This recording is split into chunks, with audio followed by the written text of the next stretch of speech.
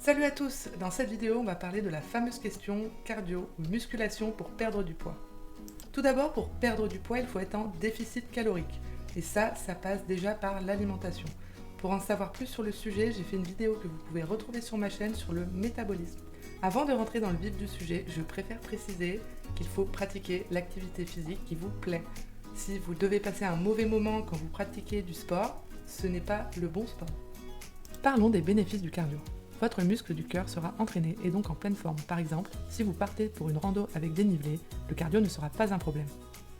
La dépense énergétique sur une très courte durée, par exemple, lorsque l'on va courir ou nager pendant 1 heure, on se dépense beaucoup. Financièrement, c'est très intéressant car ça ne coûte pas cher d'aller courir dehors. C'est une activité physique, donc c'est bon pour votre santé de bouger. Parlons maintenant des limites du cardio. Le cardio ne fait pas maigrir, il augmente seulement notre dépense énergétique de la journée. Mais si vous mangez plus que ce que vous dépensez, vous n'allez pas perdre de poids.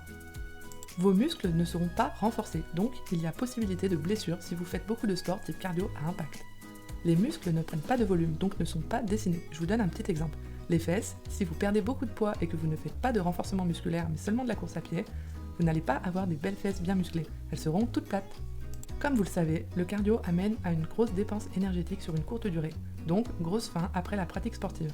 On va avoir tendance à se jeter sur la nourriture à la suite de notre séance de sport car on va être affamé. On va également ressentir une grosse fatigue après la pratique sportive. Si vous partez sur une séance de cardio intense, c'est le coup de barre assuré après la douche, donc forcément moins d'énergie pour faire autre chose dans la journée. Parlons des bénéfices du renforcement musculaire. Il y a la dépense énergétique lors de l'entraînement. Même si on dépense moins de calories que sur une séance de cardio, on reste très actif. Nos muscles deviennent plus forts. Plus nos muscles sont renforcés, moins on a de chances de se blesser ou d'avoir de douleurs suite à la sédentarité par exemple, le mal de dos. La musculation permet également de travailler le cardio en série longue et tous nos muscles seront sollicités, ce qui augmentera naturellement notre santé, car moins nous sommes sédentaires, plus nous sommes en bonne santé. Notre métabolisme sera boosté. Plus on a de muscles volumineux, plus ils consomment du carburant. Donc plus on est musclé, plus on va pouvoir manger. Et pour finir, avoir un corps esthétique, ça permet de se sentir bien dans son corps. À présent, parlons des limites de la musculation.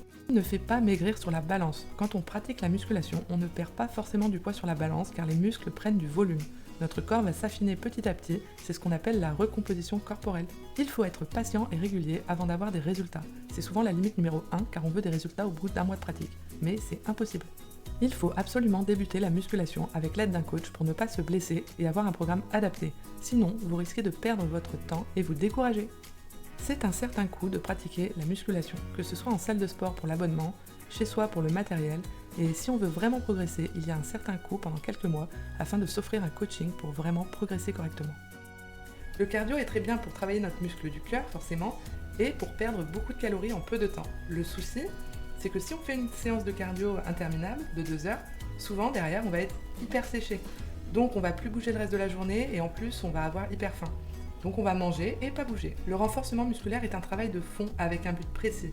Non seulement vous allez renforcer tout votre corps au niveau musculaire, mais également votre cardio si vous introduisez un petit peu des exercices avec des séries longues. Votre métabolisme augmentera petit à petit et vous allez avoir la pêche pour faire d'autres activités le reste de la journée.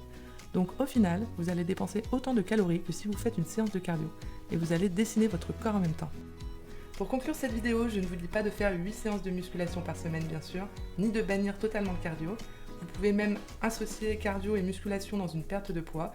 Simplement, je vous dis juste que ça sert à rien d'aller courir 2 heures sur un tapis ou dehors à crever en fait. Simplement, il faut vraiment se lancer dans un coaching et go muscu! Je reprécise une dernière fois que cette vidéo est dans une optique de perte de poids. Si vous aimez courir, allez courir. Même si je comprends toujours pas les gens qui aiment courir, mais bon. Si vous avez apprécié ce contenu, n'hésitez pas à aimer mes vidéos et vous abonner à ma chaîne.